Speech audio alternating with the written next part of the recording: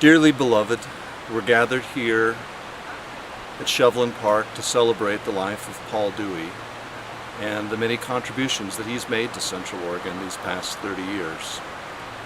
And I'm sorry. No, he's still with us. My apologies.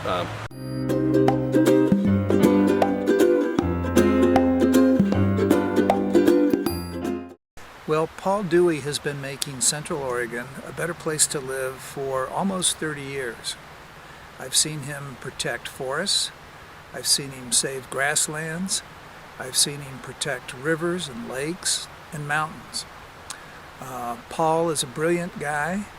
He was an honors graduate at University of Kansas. He was the top of his class at the University of Virginia Law School. And it's nice to have a smart guy like him around. I met Paul 30 years ago, roughly. We both kind of got the same start on the same issue. He was working on White Shoes Creek and trying to stop a dam from going in, and I was working for the city and the county, trying to put a river plan together to stop hydro development in the Deschutes Basin and White Shoes Creek. We were both successful in that endeavor. We ended up with a great river ordinance for Deschutes County, and Paul stopped the project on the White Shoes. We're here at Shovelin Park, and just downstream from us is the confluence of two magnificent bodies of water, Tumalo Creek and the Deschutes River. And at that confluence, you can look up the Deschutes and see a beautiful, romantic river, one that is loved by everyone and revered by all. And then if you look up Tumalo Creek, you can see a river with some history, one that has been neglected a bit, one that's been periodically taken for granted and abused. And it's the confluence of those two rivers that we're here to celebrate today, as well as the confluence of two wonderful people and to celebrate their anniversary and marriage. So to Paul and Jill, congratulations on your anniversary today. I'm sorry, different anniversary? My apologies. We're here, I guess, to celebrate a different anniversary. So, I think that it's probably no coincidence that both Superman and Paul Dewey came from Kansas, because I don't know if it's just that it's the heart of America or the austerity of the landscape, but it seems to kind of create superheroes. And just like Superman, Paul Dewey doesn't really seek out publicity or attention. He doesn't have to be necessarily in the spotlight. He just quietly goes about doing the right thing and holding public officials accountable for what's good for the community instead of just what benefits a few powerful developers. He's an amazing guy. He and Landwatch have pretty much preserved the whole Metolius Basin, the wildlife, the river, the whole ecosystem. Pretty amazing feat. The Metolius River is one of the prettiest rivers in the world, a very special place. One of the reasons why I live here in Central Oregon is for the natural resources and the rivers to fish and to play in. Well, yeah, I did know a lot of Paul's stories, but one that just happened this summer was we went up to Jefferson County and argued to the Planning Commission in Jefferson County about protecting Jefferson County winter range habitat. And Paul presented his arguments, and apparently the Planning Commission in Jefferson County never votes unanimously. They always disagree. But this time, when the time came for them to vote, they all voted unanimously for Paul's position. And they all looked at each other and laughed, and they said, "Did we just vote unanimously on something?" And they were all so surprised, not only that they voted unanimously, but they voted for Central Oregon Landwatch to protect winter habitat. And that happens pretty much with Paul.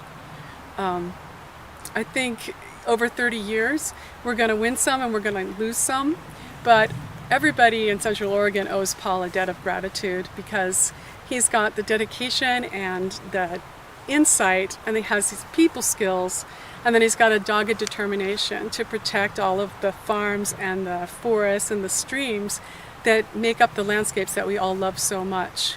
And without him, I don't know what we would have done over the past 30 years. It wouldn't look the same. He works hard, he has a good sense of humor, and sometimes he needs it. He's also helped in all of that by a great family, a super wife and a really cute child. So he's a good husband and a good parent. There is no one that has done as much as Paul to protect the Metolius River and the basin, the watershed that provides water to the river. And we all know that are familiar with some of the projects Paul's been involved with in Metolius, stopping resort developments up on Green Ridge and elsewhere. So we can thank Paul for all his work to protect the Metolius. So many years ago, Paul had heard about some large trees in a certain part of the forest, and he wanted to go see them. And he had heard that they were 6 or 7 feet in diameter. He went up to check on it, and he couldn't find the trees, but he did find some 6 or 7 foot in diameter stumps. And in the process of checking into that, he uncovered the largest timber theft in Oregon history. And it involved a logger, it involved people who were measuring the trees when they went to market, and it was quite a big deal. Because I wrapped those trees in orange tape, I really knew them pretty well, and it was there that I discovered all the illegal logging. And it was all covered in snow. See, whenever they saved a tree, they would do an orange mark high up, and then they would spray orange at the very base so that they could catch a logger if they were stealing. That orange mark at the base would still be there, but they were logging in the winter, and so the Forest Service, to the extent they were looking, didn't ever see it. But I knew it was there, and so I dug down through the snow, and sure enough, there was the orange paint. I think that was the end of the ranger's career. What better way to celebrate the 10th year anniversary of Paul Dewey being named the Man of the Year by the Source Weekly magazine than to be here where much of his work occurs along Tumalo Creek. We're just thrilled that Paul has spent the past years, the past 10 years that is, as Central Oregon's Man of the Year and International Man of Mystery. Congratulations, Paul, on this momentous occasion of the 10th anniversary of being named Man of the Year. Wrong anniversary? Oh my goodness, Paul is just so tenacious. We couldn't even get rid of him on our honeymoon. Tim and I drive in our car, we went clear to Paris, France. Turn around, Paul Dewey still in the back seat. I worked quite closely with him when we did the Newberry National Volcanic Monument, and he worked intensely closely with a series of geothermal developers in complicated issues and was able to resolve all their concerns and issues, and we now have a national monument. So, we've had a number of occasions where we've been able to collaborate together, and it's been wonderful working with Paul.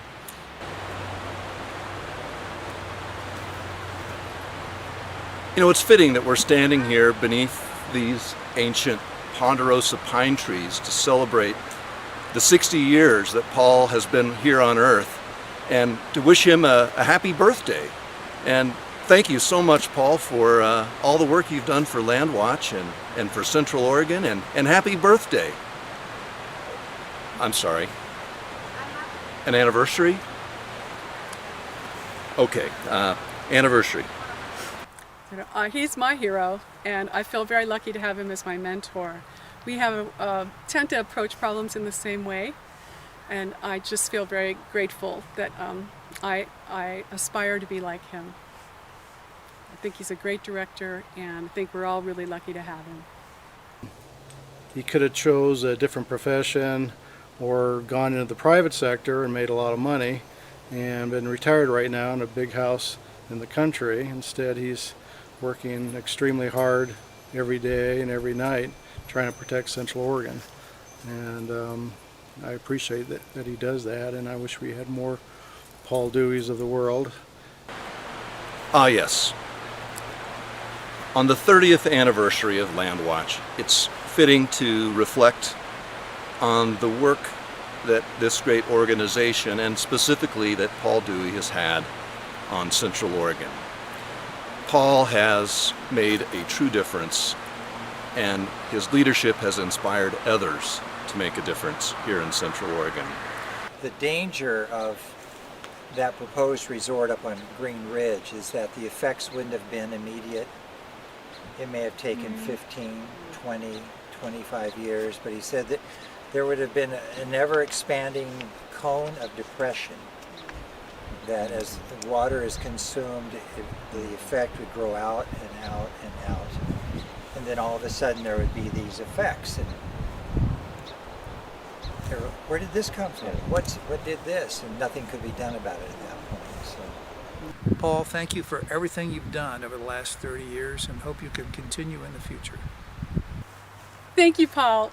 You're our hero. Thank you, Paul. Thank you, Paul. Thank you for being an inspiration, Paul. Central Oregon owes so much to Paul Dewey. Thank you, Paul.